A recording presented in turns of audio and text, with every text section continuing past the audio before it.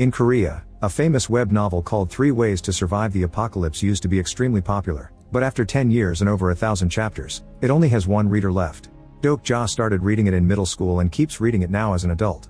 In the story, the protagonist Jung-hyuk fights the hardships sent by the gods as the world nears collapse. His companions fall one by one, but he's always determined to become stronger. Deok-ja finds this inspiring, and rereading the novel helped him push through his high school years while he was harassed by mean classmates. After finishing school, Deok-ja went to a mediocre college, worked some mediocre jobs, and joined a big company on a temporary contract. Today that contract ends, and so does the novel. After his final shift is over, Deok-ja reads the last chapter and is disappointed by the ending because Jung-hyuk is the only survivor. He decides to send a message to the author, saying that this story is the worst. On the train, Deok-ja bumps into his co-worker Song-ah, whose contract has ended too. Their chat is interrupted by their former boss Myung-oh, who keeps hitting on Song-ah no matter how many times she keeps saying no. Thankfully he gets off the train at the next stop. At that moment Deok-ja is surprised to get a reply from the author. The message thanks Deok-ja for reading until the end and admits he was the only reason why it was finished. The author says that if Deok-ja hated the ending, he should try writing his own when the service starts at 7 p.m. Suddenly the train shakes and comes to a stop while a voice announces that the Planetary System 8612's free service has ended, so this is the start of paid content. Deok-ja checks his phone and confirms it's 7 p.m. and realizes this is exactly how the novel starts. A creature from Korean folklore called Dakabi appears on the train. When a passenger starts insulting it, the Dakabi shoots him in the head with its laser eyes. The man falls dead and everyone panics, only for the creature to shut everyone up with a scary face. Then the Dakabi announces that the gods have decided that humans are horrible beings, so they deserve to be punished. All humans will be given a stage and how they solve it will decide their fate. Soon holograms explaining the first stage appear around the passengers. In 10 minutes, they must kill one or more living organisms in the train car. Those who succeed will get 300 coins, and those who fail will be killed. The Dakabi also says that the constellations will always be watching. On the bridge, the train is frozen and so are all the cars. As the hologram starts a 10-minute timer, the passengers check their phones and discover there's no service. Soon people lose their minds and begin to fight each other, sometimes teaming up against one person. A woman panics and tries to escape to another car, but there's a field force at the doors that's keeping them trapped. When Deok-ja looks at the other car, he's shocked to notice Jung-hyuk in the crowd. He realizes they're living the events of the novel, which means he knows the future.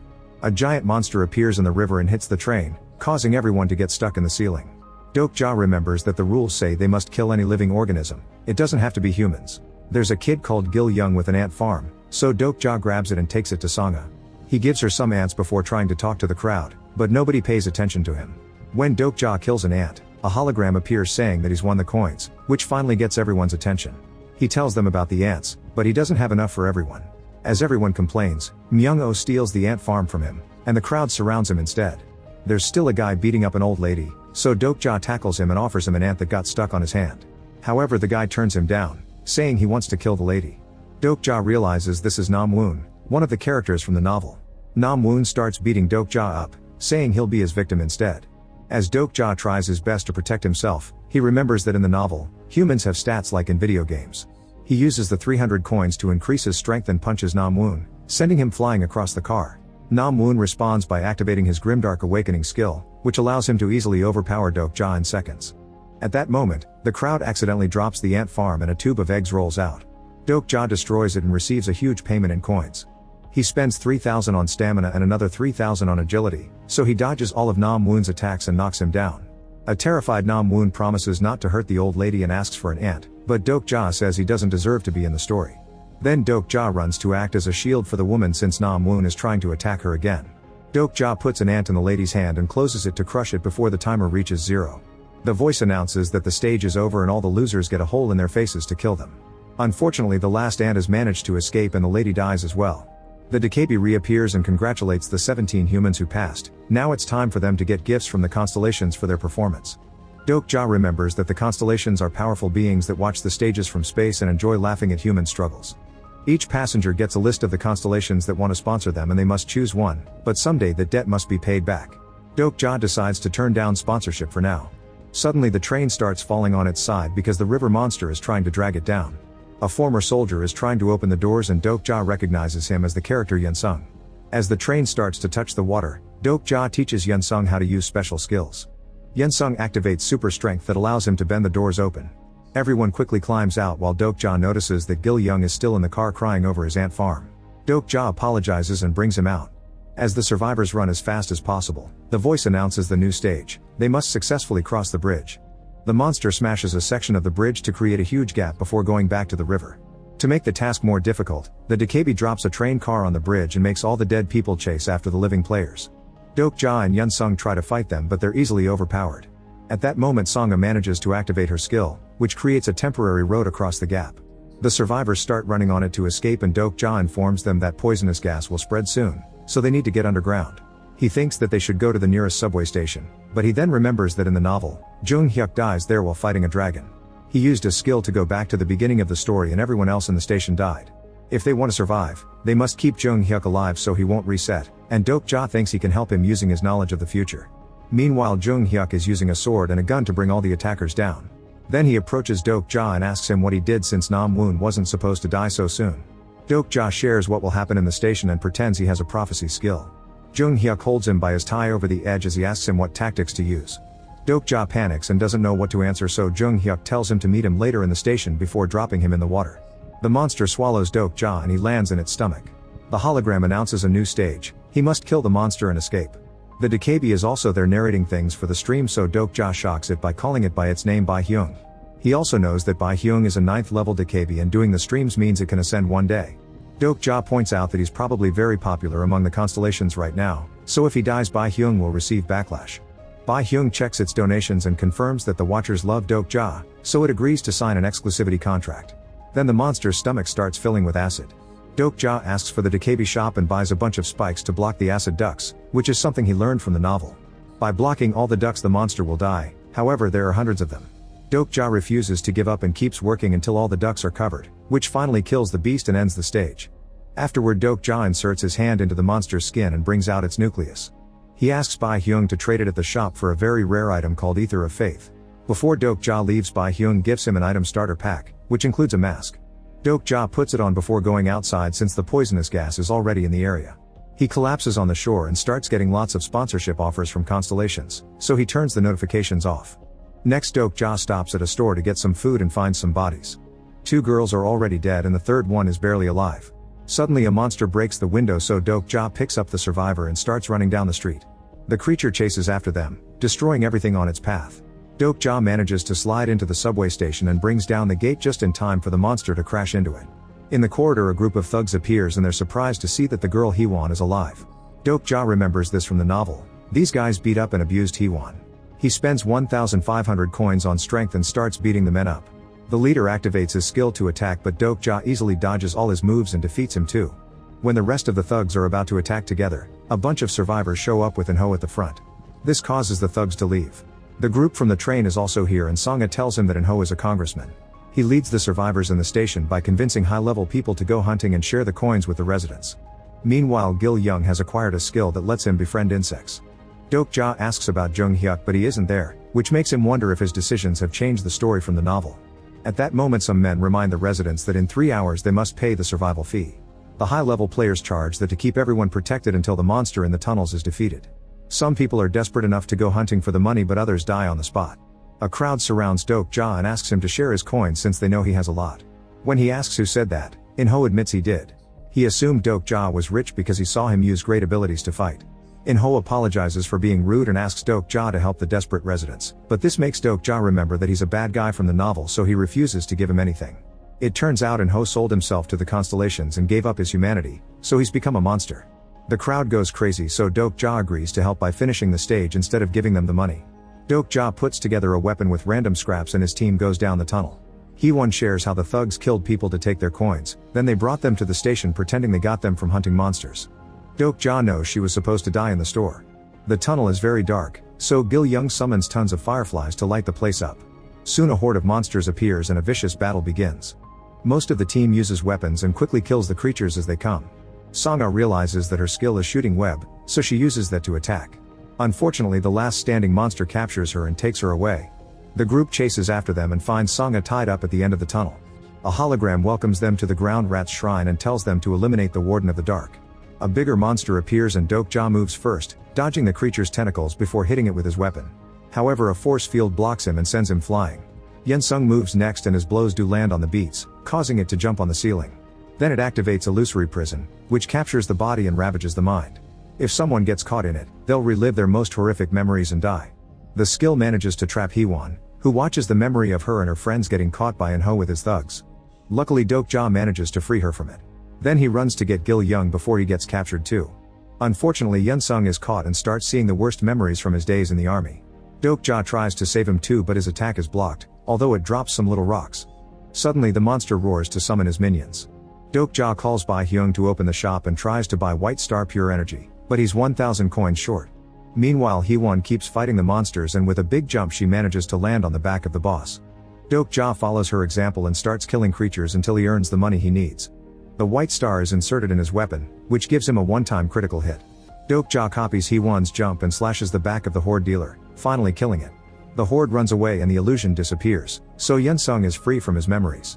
Dokja remembers from the novel that Yeon-sung is haunted by the guilt of not being able to save his friends. The group checks the treasure chest they got for finishing the mission. Hee-won gets 2 short swords, Yeon-sung gets a gauntlet, Gil-young receives a helmet that improves his bug skill, Song-a gets a mysterious coat, and Dokja gets a broken sword. The others are confused, but Dokja doesn't tell them that this is the broken faith. If he finds an ether of faith, the sword will be complete. Gil-young asks about the rocks that fell during the fight, so Dokja explains that if he eats them, they'll put his mind in an illusion. The station stage isn't finished yet because there's one monster left. The group rushes back and Hee-won quickly jumps on the gang's leader to finally kill him as revenge. In-ho sends out the rest of his men, so Hee-won gets a new skill from a constellation, which allows her to slice through all the thugs in just a few seconds to defeat them all. In-ho has no choice but to fight and punches a column to show off his strength. His arm becomes monstrous before he attacks Hee-won with his mighty power, but she still keeps up with him and pushes him to the rails. When she's about to kill him, the residents stop her. They explain that they don't clear this stage because they're afraid the next one will be harder, so it's easier to pay the daily fee. They'd hoped that Dokja's group would get killed by the monster so they could collect their coins. The voice announces it's time to pay soon, so In-ho uses the distraction to push Hee-won off and run away. Song-a shoots her web and Hee-won swing across the tunnel to catch up. However, when she's about to touch him, a force field throws her back. In-ho mocks them for losing, but suddenly he's shot in the head by a sniper, ending the stage. The sniper introduced herself as Jie before getting all of In-ho's coins. The team tries to leave, but the barrier still blocks them, so Jie explains they only finished the stage from the previous section and during the chase they crossed into a new one. To leave, they have to finish the new stage. Jie leaves and Dokja realizes she's another character. She's the only survivor from her class and Jung-hyuk's apprentice. In the station, the voice announces that this area has 104 survivors and they have 10 minutes to reach green zones before the monsters get them. There are only 52 green zones and they're tiny, so people start fighting for a spot. A gang led by Pil-do has closed up a VIP area and they charge coins for the spots. Pil-do has used those coins to buy a security system that shoots at people who try to sneak into the VIP area without paying. Dokja tells the team to split and look for green zones. Jie reappears with a message from Jung-hyuk for him. He agrees to fight together, but Dokja will have to leave his group and survive alone for the night. Dokja remembers how a friend in high school slapped him so the harassers wouldn't bother him, saying that at least one person should survive. Using his knowledge, Dokja goes to a specific spot that hasn't turned on yet. Bae-hyung appears to announce that some green zones will vanish and new ones will appear to add more tension. The spot under Dokja turns green and he tells his team to fight others for survival. However, Hee-won chooses to fight the monsters instead. The 10 minutes run out and the beasts appear in the station to kill every person who isn't on a green spot. The others decide to help Hee-won and after some hesitation, Dokja follows them as well. He thinks that green zones will appear in the most dangerous places to make the show more entertaining, so the group splits to go to the monster portals. The beasts keep killing people on the main platform, but Dokja's team manages to hold their own with their skills. To Dokja's surprise, Jung-hyuk is waiting by one of the portals, just watching him fight the monsters while protecting Gil-young. The green zone here is for 2 people and Jung-hyuk is taking one spot. He says he'll only fight the monster with Dokja if he abandons the kid. On the other portal, the others find a 3-person green zone, so they save themselves from the horde. Dokja refuses to abandon Gil-young and leaves him in the green zone with Jung-hyuk before running away. He keeps all the monsters' attention on him and when they tackle him, he eats a glowing rock. His body is taken to the illusion prison, saving him from the beast's attacks. Sadly, this also makes him watch the time he fought his best friend to satisfy his harassers. Dokja won the fight that day and later learned the other boy self-deleted, so he's been feeling guilty since then. He hated the ending of the novel because Jung-hyuk sacrificed people to save himself. Dokja wants an ending where the hero can survive with his loved ones. Suddenly Jung-hyuk uses a skill to enter the illusion and says Dokja should have fought his harassers instead of his friend. Jung-hyuk admits he used to think like Dokja, but after dozens of battles, he learned that humans are trash. In the morning, Dokja wakes up and discovers his team brought him to a private room while he was unconscious. They fought the monsters to protect him and Yunsung got wounded in the process. Dokja realizes that today is the day that Yunsung fights the dragon, so he'll have to die instead to save him. The voice announces that today there are 57 survivors. Bai Hyung informs them that the constellations are angry because some people helped each other instead of fighting, so as punishment they'll only get one green zone. Whoever is standing on it when the timer ends will win. The green zone appears under Pildu, who doesn't look bothered. Dokja tells Jie that he has a plan and asks for her help, but she refuses. To make her feel bad, he mentions how she killed her classmates to win the first stage. Jie cries but leaves anyway. Then Dokja calls Bai Hyung, who confirms the constellations love him and are donating tons of money. Dokja asks Bai Hyung to transform all the money into coins and approaches Pildu, offering to hire him with all his coins. Pildu takes the deal and passes the glowing square to Dokja, who starts smashing it with his sword. The crowd tries to stop him, but Jie finally understands and shoots the green zone to destroy it. The light goes out and Dokja points out that if everyone had fought together since the beginning, nobody would have died. He transfers the money to Pildu to finish their deal, asking him to protect everyone. Pildu allows the crowd to enter his VIP zone for free, then he brings out all the weapons he bought for his security system. When the monsters come out, Pildu opens fire and soon there are piles of creature bodies by the portal. Some creatures manage to escape the bullets, only to be brought down by Dokja, Sangha, and Hwon. At that moment the ground opens and a dragon appears, breathing fire on people to kill them. With a combination of gun and sword, Jung Hyuk easily fights the dragon and strikes him several times. The constellations aren't happy that a high-level player has arrived, so they raise the difficulty. Suddenly the station shatters and appears in outer space. The dragon transforms its body into something steel-like, which wasn't in the novel. Jung Hyuk tries to attack it and his sword gets shattered, so he summons a new one and tries again. The dragon quickly overpowers him and stabs him with his own weapon. This doesn't stop Jung Hyuk from trying over and over again. Dokja opens his starter kit and swallows an item that will protect him from the flames. Sangha uses her web to drag Jung Hyuk out of the monster's grasp and Dokja takes over the fight. The dragon keeps bringing him down, but at least its fire does nothing. While the dragon's distracted, a huge monster tackles it to the ground. It turns out that since this creature is a bug, Gil Young can control it, although he feels the pain that the monster does. Unfortunately the dragon is too strong and is beating the bug up, which may kill Gil Young soon. Yunsung refuses to lose another friend and rushes to fight, which awakens his special skill. The gauntlet transforms into a shield that stops the dragon's attacks and the ground rises to block it. Then Sangha creates a web bridge for Hwon to jump on. She lands on the dragon's back to slash its body a few times. Now Yunsung can break through the wall to push the dragon down and Dokja tries to stab it, however the dragon flies up to escape. A flashback reveals that the plan is to stab the dragon's core to kill it, but that will also kill the attacker. The mission reward will give them an item to revive one person. Sangha shoots web again and restrains the dragon while Dokja jumps to finally stab it in the chest, but the sword doesn't go through. Jie shoots the dragon's chest to make a crack, only for the monster to push Dokja off. The chest closes the wound and the team loses all hope. Suddenly Jung Hyuk finishes killing the rest of the monsters and fights the dragon again. After exchanging a few blows, he manages to pierce the core, and the dragon's breath covers them both in fire. Just like the novel, Jung Hyuk's flaming body falls to the ground and his skill activates to send him back. Dokja watches how everyone is starting to disappear and thinks it's over. At that moment, he's shocked to see that the author has accepted his trade in the market and has sent him the Ether of Faith. Dokja immediately puts it in his sword to transform it into the attribute weapon. The rest of the team surrounds the dragon and keeps it distracted, giving Dokja time to jump on it and finally kill it. The voice announces that the stage is over and Dokja revives Jung Hyuk with a reward. The station turns back to normal and Jung Hyuk is surprised to see that Dokja survived the dragon's death, thanks to the special sword. The crowd celebrates and now Dokja is sure they can write a new ending for the story.